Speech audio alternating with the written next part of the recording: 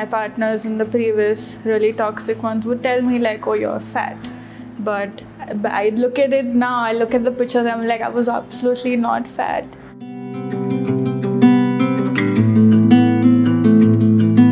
Hi, I'm Amia. I'm 25 years old. I'm from Bombay. My pronouns are they, them at the moment. I would say I am bisexual, I am polyamorous, and I'm very kinky. And I think those are parts of me that are very important to me. Apart from that, I'm very creative. I am an art curator. I also do shibari and I also do tattoos. So I think I have a lot of creative interests that I really like to explore, and I feel like I get good at what I pursue. So yeah.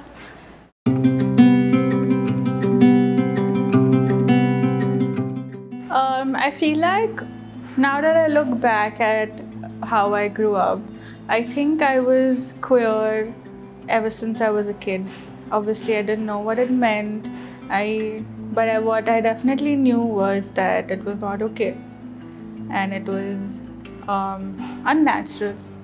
As I grew up, I found more people, very luckily enough, found more people who were a little accepting of it back then. I came out as bisexual when I was 15 or 16, and I think that was also because of the internet. So internet has a huge role to play in the kind of information that I consume, and the more I read, the more I know about myself, and I think that journey never stops. I think till date, I feel like I continuously learn new things about myself because I give into the thought process of what if, or just the idea of being more open to explorations, I guess, in everything I do. I think that's what I would say bridges the gap, and I think a lot of that also has to do with the kind of community you wrap yourself around, or the kind of help that you seek from the community to answer the questions that you may not know. I think that's what's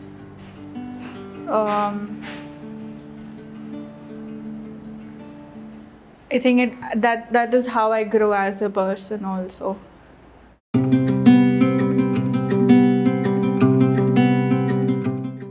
I think before I knew what kinky was, I think I was always a good listener to my partners who were open to the idea of exploring new things beyond the heteronormative idea of sex. So kink is not inherently sexual. It is just an add-on or a subtraction from the act of sex.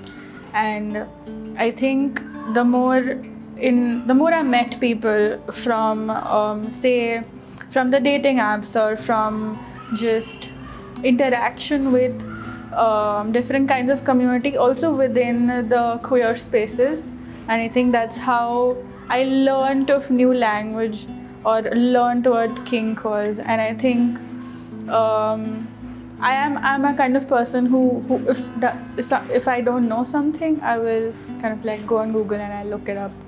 And I think so the way I found about kink, or the way I look at it now, is very different. Initially, in the growing years, I always thought that kink was dirty. I think kink was something that I would never do. And as I've grown older, I've come to realize that kink comes from very deepest parts of people that are very vulnerable, and they are only open to people who don't come to you with judgment, who come to you with full acceptance and love for you to even talk about them. And then from that, like having these conversations with friends, with I don't know, people on the internet, people on Instagram. I think those conversations lead up to you breaking out from that shell that kink is bad. Kink is something that only certain kind of people do. You know, I would never do. But it is also brought me closer to who I feel from inside, who I feel that I connected the most when I'm practicing kink on my clients or on my partners. Yeah.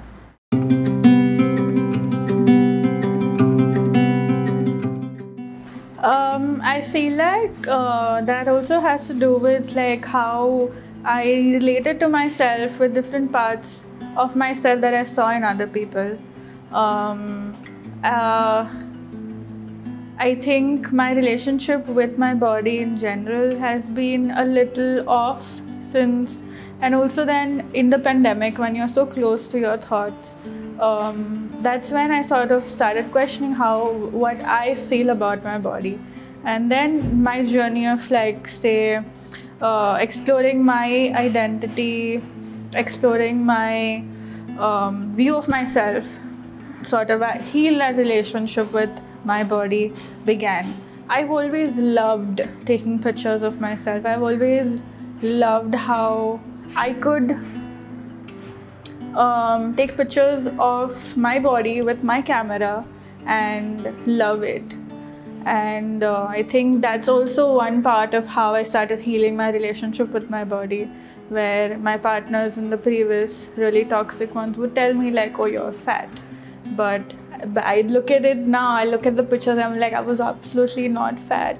And I think that also like affects a lot of your adulthood later. Anyway, so I feel like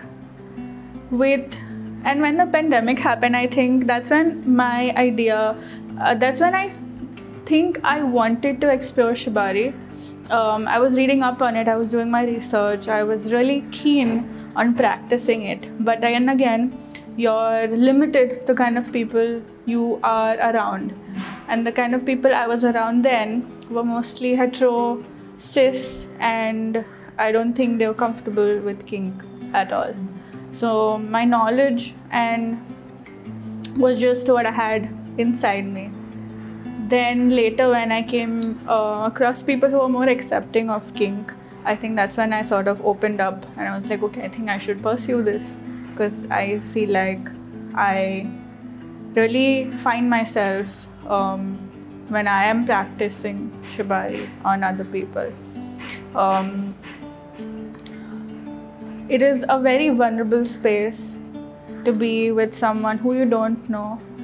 Most of my clients are people I have never met. And they're mostly cis men. And this whole idea of being vulnerable in a space where this person is coming to you to be, you know, there's this whole thing about you feel when someone is restrained, they are more free, and they are free when they're out in the world, like, you know, to do whatever. They feel safe in letting go and letting their body just feel things without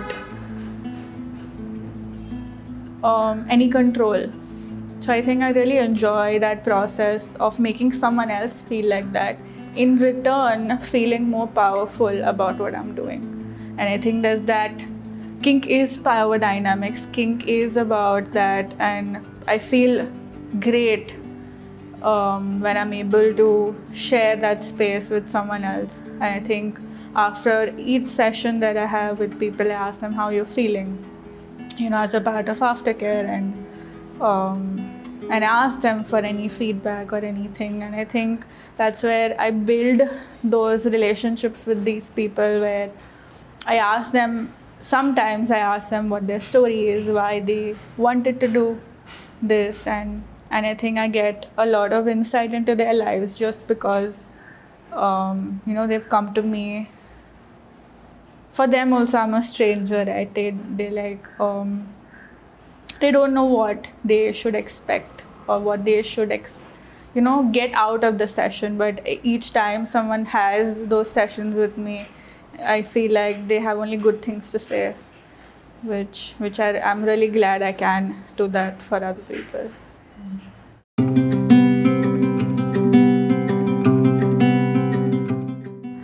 I think that word itself has had a lot of history of I don't know, bad reputation, but I don't see it as that anymore. And I think a lot of that also has to do with the kind of people you are with and who make you feel comfortable about it. Sometimes I feel like all it took for me also was to be with someone who loves me, who's also fat. And I think that really affected how I saw myself also. I think that's how I also saw my femininity in my transness. And that took a very long time for me to accept. And I feel pretty good now, I think. Also, a lot of fat phobia or fat people calling you names has to do with your own family. I think it starts there, then it spreads school, college, etc., etc. And I think for me also it was important for me to come out of that space, for me to find home in my own body. And yeah, I think that's how I relate to fatness now. I don't think I shame myself for being or feeling or having my body be seen as fat. I think that's okay.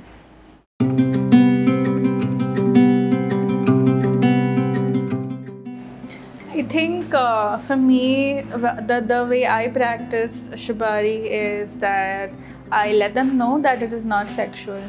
So anything that has to do with the act of sex or the intimacy that comes with sex is not on the table. I think that I make that very clear to them. Now that that is out of the way, there are times when people who are restrained with ropes they feel turned on by it, because obviously it is a kink to them also, right? And I think it's very interesting how I am able to navigate that space, because I don't have to do anything about them getting turned on, which is also in turn a very powerful thing for me to experience. Because there's this idea of like when you get turned on, you're supposed to do something about it, either help yourself or just like do something about it. And here you're restrained and you cannot do anything about it. I think that's and you let them feel it from like start to end.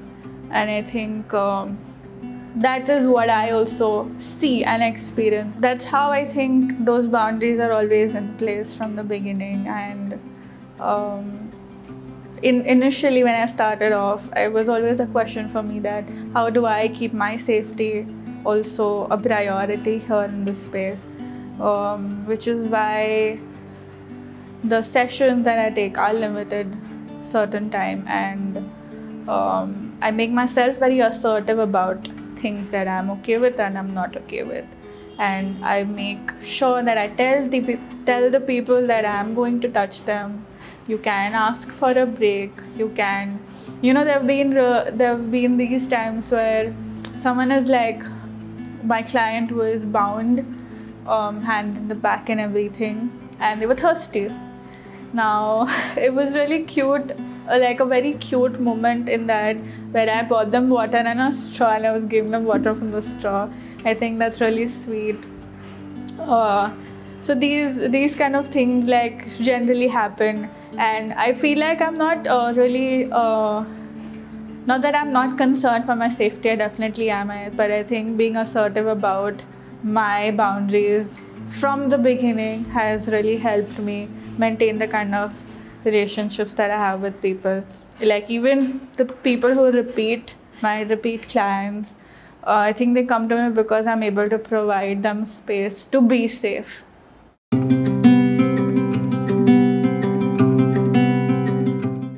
Good question.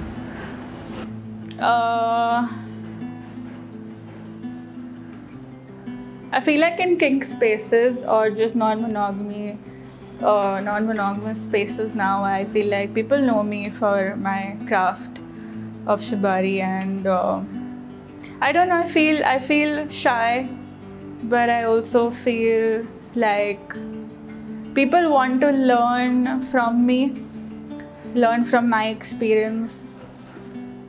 And the way that has effect on my body is I feel more confident of who I am. I feel more in tune with what I want to pursue or my passions about a certain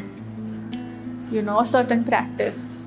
Shibari for me is very meditative because I do find a lot of flow in when I practice a certain Thai. So because the shibari is so meditative for me, I think doing anything with my hands is very meditative for me. It gives me a lot of focus and it breaks my I feel like I'm in a bubble, and that also helps with, I wouldn't say it helps with my self-esteem, but it definitely helps with my confidence of my own craft, that I'm getting better at it, or if I'm open to feedback, and I don't feel bad about it because each person experiences things differently, and me as a person who has so much power in that dynamic is open to listening to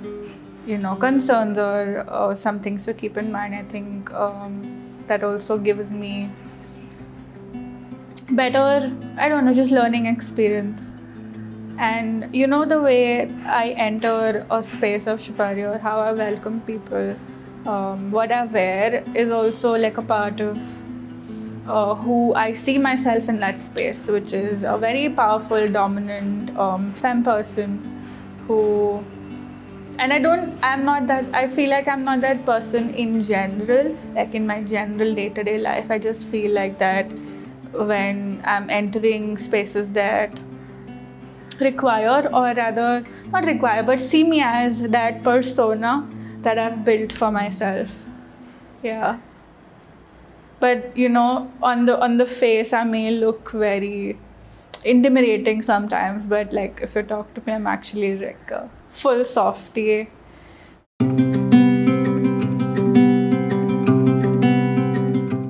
I think how I navigate those things is that inherently my identity also makes me feel like I'm perceived differently than I actually am, right? And I think that's something that I've gotten used to navigate. I feel like that power to hurt is not what I give other people anymore. And so the way I'm perceived by other people also, say good or bad, I don't mind, is I think very natural for other people to pursue. I think everybody perceives things differently, and when you're actually you're come in conversation with, say, me, the idea of that perception probably is the same or breaks down, and I'm pretty okay with people perceiving me a different way than I am. That just means that they probably don't know me, and if they want to know me, they can approach me or talk to me. And yeah, that's how I feel like I may look intimidating, but I'm pretty approachable. And I think the people who want to take that risk to get to know me will make that effort too. I feel fetishized when so I'm dating someone who's a queer woman, and she and I have been together a while, and I think I refrained from putting pictures of us being intimate for the longest time because my profile was always open to public, and I didn't want our relationship to be consumed in a fetishized way. I think that, people have a lot to say about these things, and I wanted to protect her from it mostly. I don't care about myself, but then it just so happened that I was thinking about it this one day, and I posted a picture of us kissing on a Diwali party, and I was having a conversation with her about it, and how it is so normalized on the internet, even in the whole influencer circle of like two people who are male and female, two people kissing. So normal, but when it comes to queer people kissing, it is such a, I don't know, it's such a weird comments that you get about it. They're like, oh, we also want to be involved. I don't know, some guy commented. And to be honest, me and my girlfriend, we are very sexual beings, and we love to explore our sexual sides, and I don't know, kink also.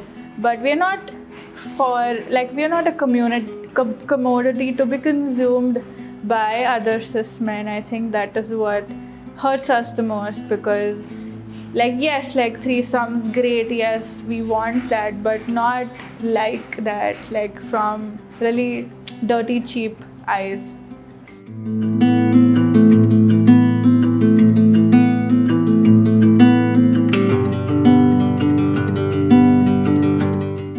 Like what you saw? Support us so we can create more empowering content for you. Like and share this video and subscribe to our YouTube channel.